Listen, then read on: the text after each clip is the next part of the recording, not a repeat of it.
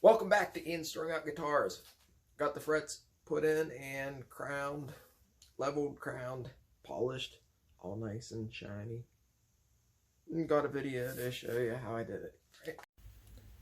Alright, the fretboard is all polished and buffed there to 1500 grit. And this is pretty self-explanatory. Yes, I got poison ivy and I have a sock over my arm with a bunch of lotion on it. Hardly ever get it, and I ended up getting it this year, damn it. So anyway, you wanna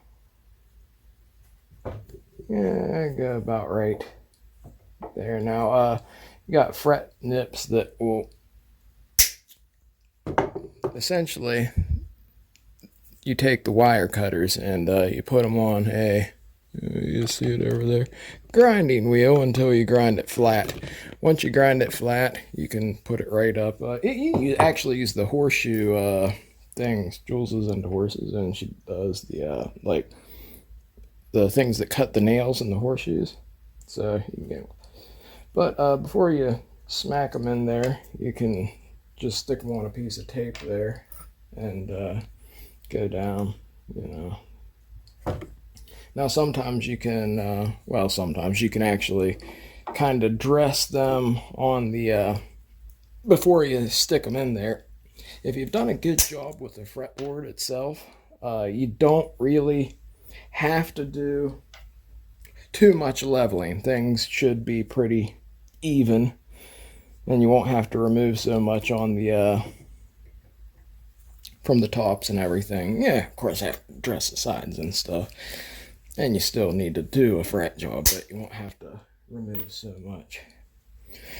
This Acura fret wire from Dunlop is, it's really nice. I like the Jescar Evo Gold. It's really nice. It feels wonderful. It's not too hard, but it's not too soft. And it's really nice to work with. Sounds really excellent. These are extra jumbos, so they're bigger. So. All right, I'm going to cut the rest of these, and we'll push them in a minute. If you can find these, like little, I don't know what the hell, kind of needle point super glue tips, they're perfect for fret slots. They don't push out too much glue. You can run it right along the fret slot, which I already cleaned out. That's why I got ebony dust all over the place here. I'm going to just take the first one, and if you're wondering what that little piece of metal was right there, it's a location pin. I put it in and then couldn't get it out, so I just had to saw it down. Now you can use a brass hammer or a regular one. I need an arbor press.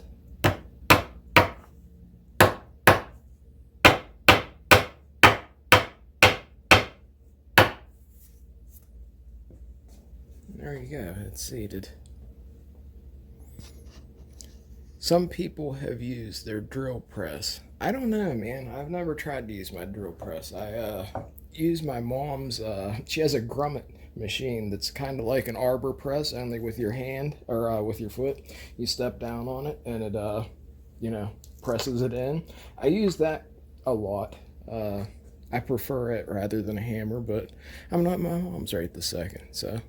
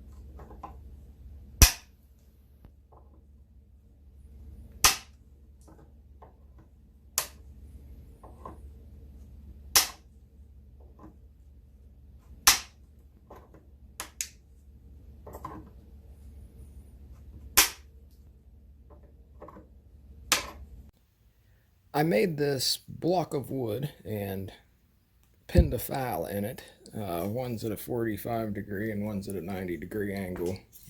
There's a piece of sandpaper glued to the back. But that's so you can rest it on the fretboard and file the edges of the frets. And then once you get them down, you can do it in the angle there. I gotta do it a little more.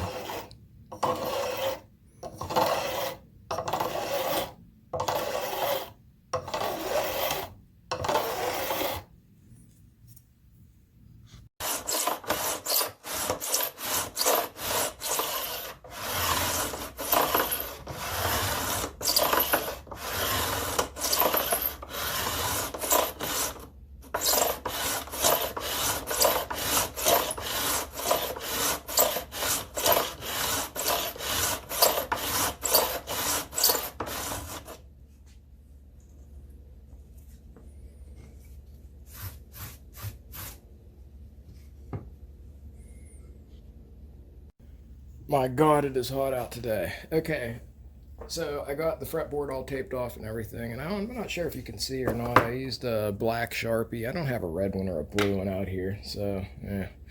Anyway, I painted the tops, I guess you could say, with the Sharpie. You want to make sure your truss rod has like no tension on it whatsoever. You have like a notched straight edge that, you know, make sure your fretboard's straight. And a lot of people use fret leveling blocks. These sharpening stones work really well. And yeah, just go across, and you can see anywhere where it's high, it'll take it down first.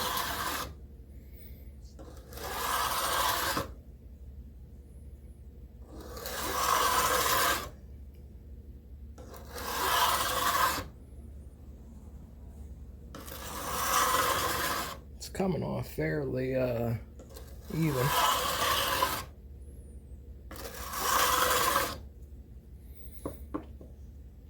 And then you just do it again over and over there. And of course, to dress the ends, you know,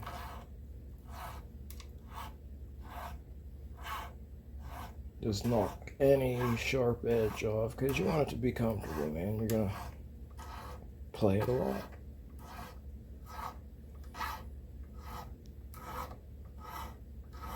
You have to do that a few times. So I'll put more marker on it and do it again. This is some of the most tedious work, and this separates quite a few guitars. A lot of times they just don't spend the time on the frets. Some of the mid-range models, the only thing that is different with a lot of mid-range guitars is they've actually spent a lot more time on the frets, because you should be able to like run a tissue down the side, and yeah, it should be extremely comfortable. It should just feel great, and that's why it costs a lot. It's very time consuming, and it hurts your damn back. Now you usually take a three-sided file, and you know, once you have everything flat, the fret will look kind of you know, like say fret looks like that. Once you file it down, you're gonna have the top of it knocked off. Well, so you kind of have this going on. Once they're flat and level, so what you want to do is kind of like round this up without touching the top. Just like take those edges off and round it. Yeah, they do make frets that are like triangles too. They're not that great, but yeah, some people do. So yeah, just, you know, sit there and work it.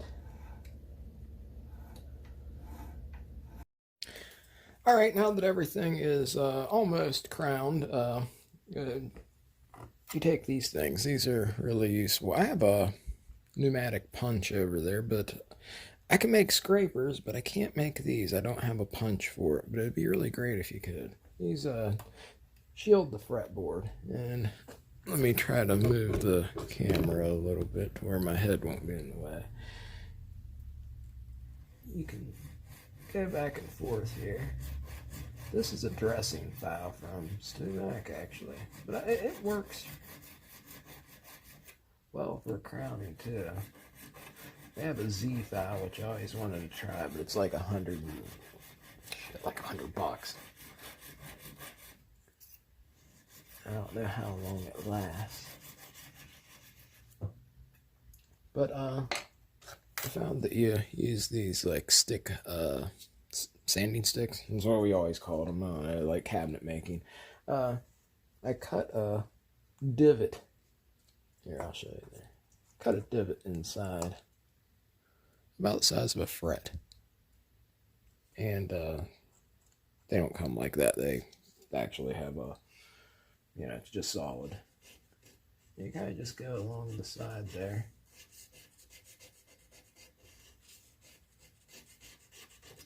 And again, you slowly get it rounded back up into its normal shape, like a mound.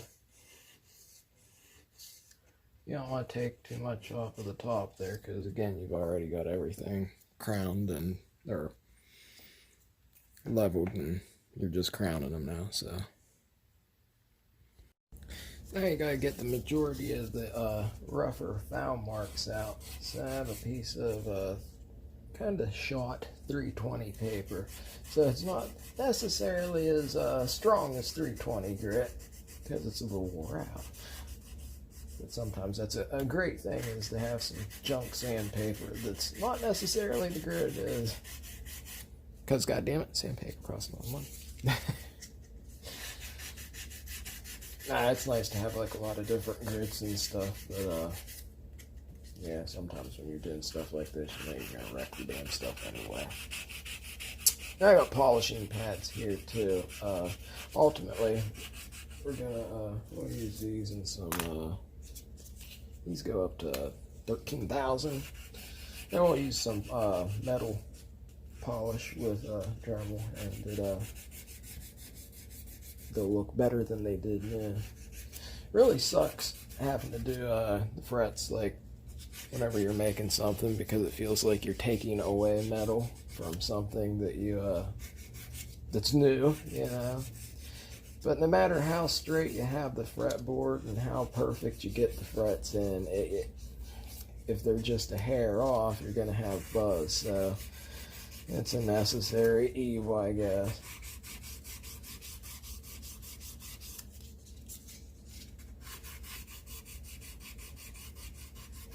And I said I'd do a video there for Sean on more in depth on how to do a fret job.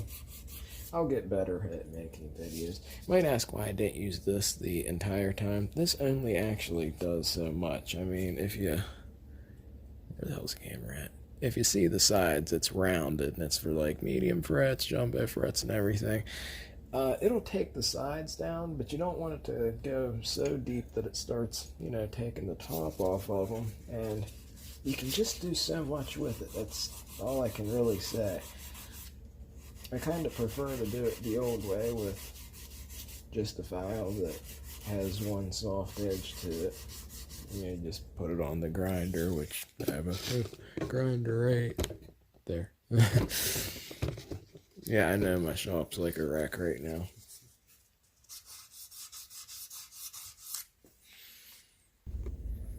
Now, once you go over it with, this is like 2000 grit. It's, you don't need to be over it with that yet.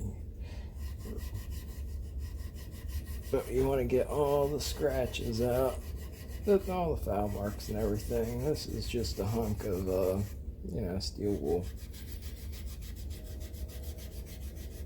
that starts to shine it up. I'll run it over with that 2000 grit, and then I'll get some buffing compound. Yeah, you can see it starting to get shinier. These will really pop out on that ebony fretboard.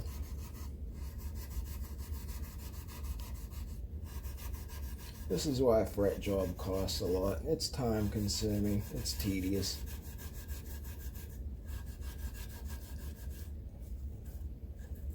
Oh, if you're wondering why I got little hunks of blue tape here and there, it's because sometimes you wear through the tape and you just need to just put a little bit to protect the fretboard.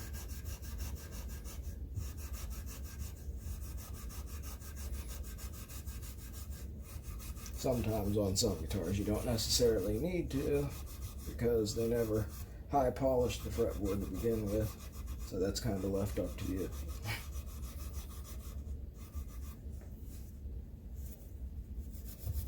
Oh, the only problem with the steel wool here is that this stuff does.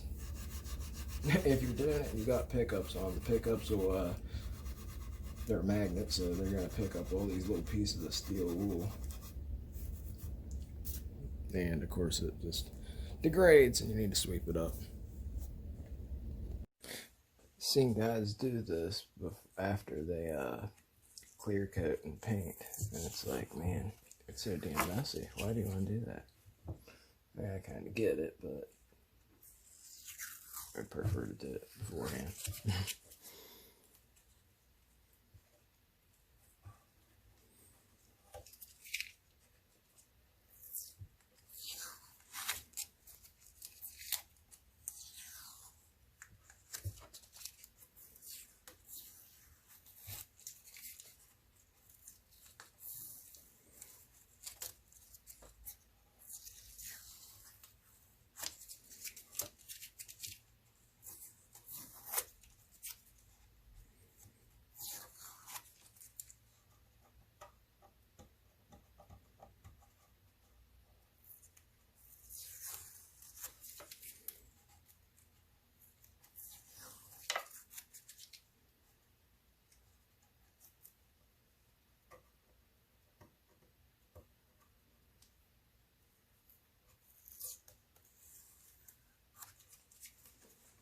Nice and shiny and smooth, and that way whenever you're playing, the strings are extremely slippery on the frets. They feel a lot better and play a lot faster. Again, the more time you pay attention to the fretwork, the better. So here you go, like a mirror there.